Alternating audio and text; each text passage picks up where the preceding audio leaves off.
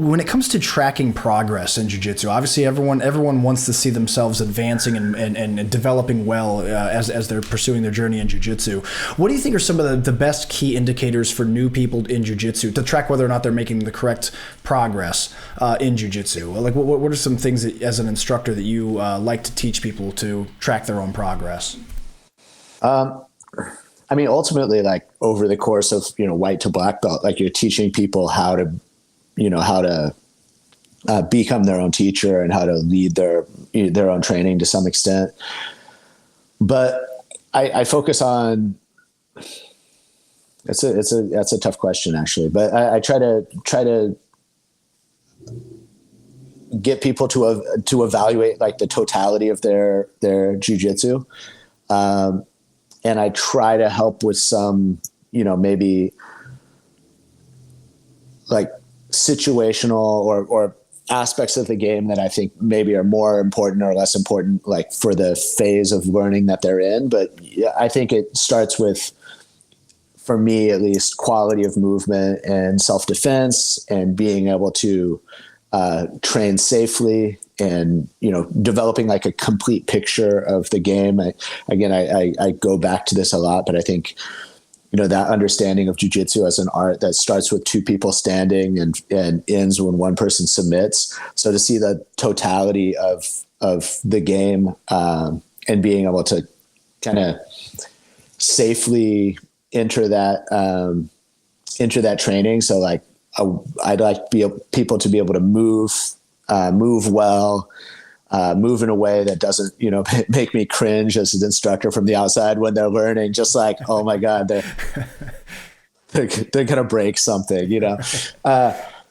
able to fall safely, being able to move on their feet well, being able to hand fight. So they have the, being able to take throws and take takedowns and not hurt their training partners. I think importantly when you're learning to, like, not jumping and throwing their body wildly when they're on their feet, or on the ground for that matter, not sitting on the outside of their partner's knees, being aware of their space so they don't fall on other groups. So, I look at, jiu-jitsu always like from that lens of, it goes from the feet and finish with a submission. And then that thinking that is always safety and then positional advancement, improvement, and then submission, which can be tweaked a little bit, but the point that I'm making is it's like safety first. So I really try to, in the beginning, make sure people can start to understand their body and understand how they can train safely. And then, in terms of tracking progress, I think it's hard when you're just looking at it as a whole. It's really hard. So I try to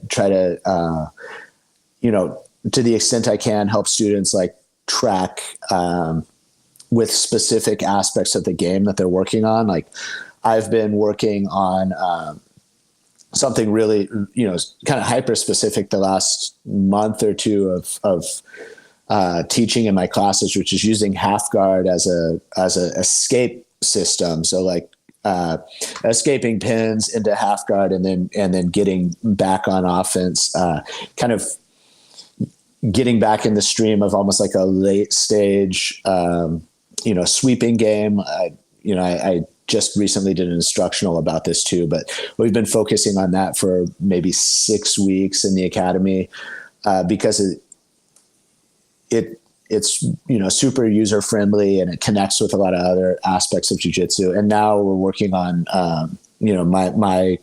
my classes, I'm working on collar sleeve guard and guard retention from a supine position. So it's a lot easier when you break down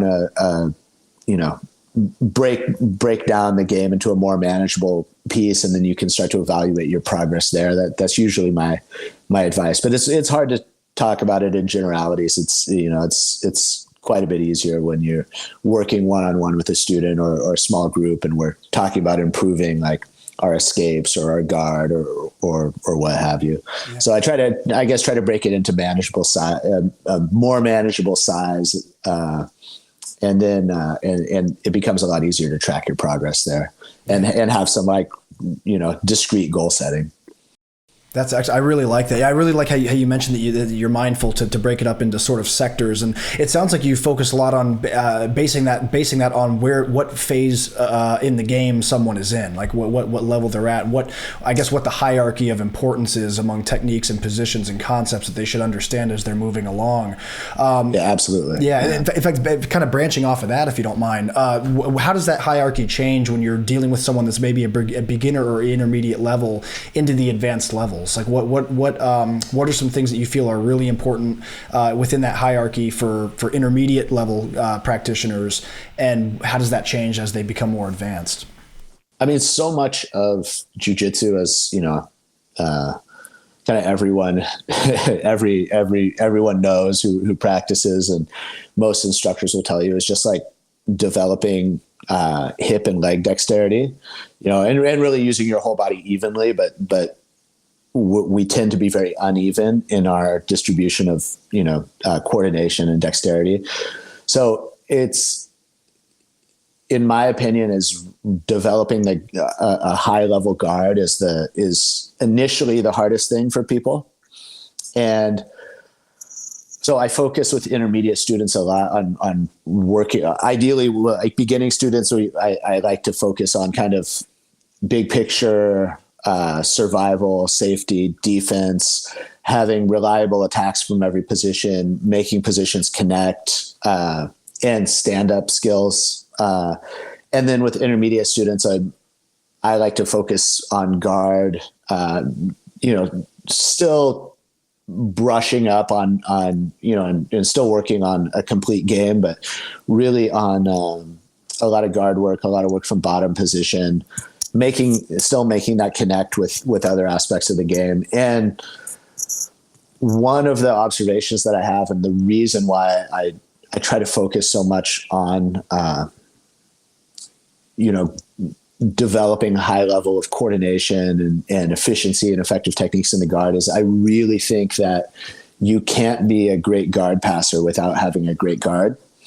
And if you look at the evolution of the best guard passers, more often than not, they were the best guard. They were first known as the best guard players.